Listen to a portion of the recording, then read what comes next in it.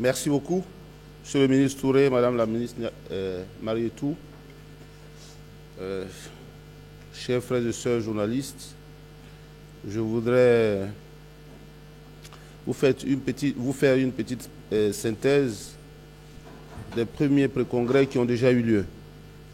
Alors, la première phase des pré-congrès, donc, s'est tenue la semaine dernière, les 24 et 25 mai, dans 14 régions de Côte d'Ivoire, mais nous, en termes de découpage du RHDP, ça fait 16 régions politiques.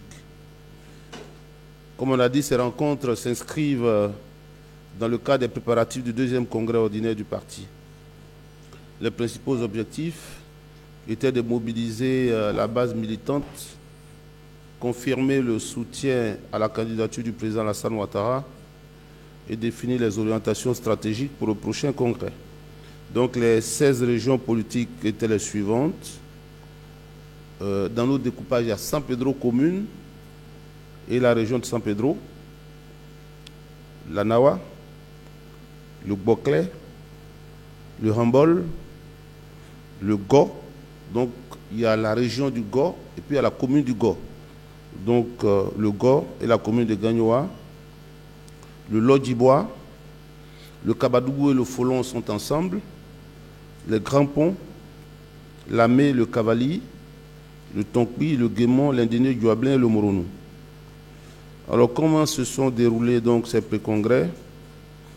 L'organisation a été globalement efficace avec un programme structuré comprenant des visites protocolaires, c'est-à-dire quand les délégations sont arrivées, elles ont rendu visite aux autorités administratives des différentes régions.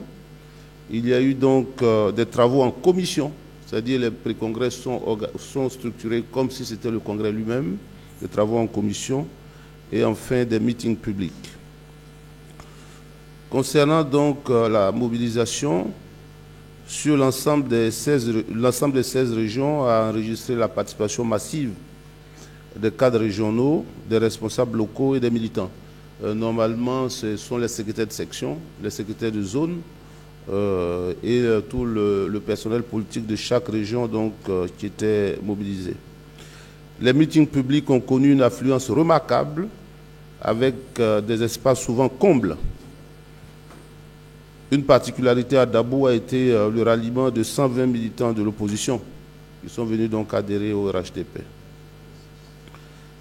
Au niveau des temps forts et des résolutions, le point culminant de ces assises a été l'adoption dans toutes les régions de motions soutenant la candidature du président Alassane Ouattara aux élections présidentielles d'une part et d'autre part, les régions soutiennent qu'il soit encore le président du parti. Ces résolutions ont été accueillies avec enthousiasme où les assemblées ont manifesté leur soutien par des acclamations nourries.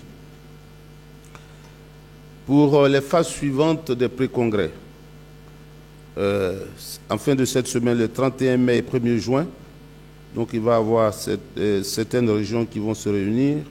Je pense qu'il y en a 16 autres.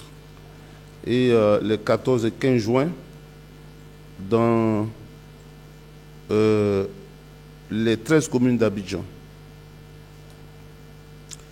Qu'est-ce que nous pouvons retenir des pré-congrès? Les pré-congrès du RHDP ont pleinement atteint leurs objectifs initiaux, démontrant la vitalité du parti et l'adhésion unanime de nos militants à la candidature du président Alassane Ouattara aux élections présidentielles.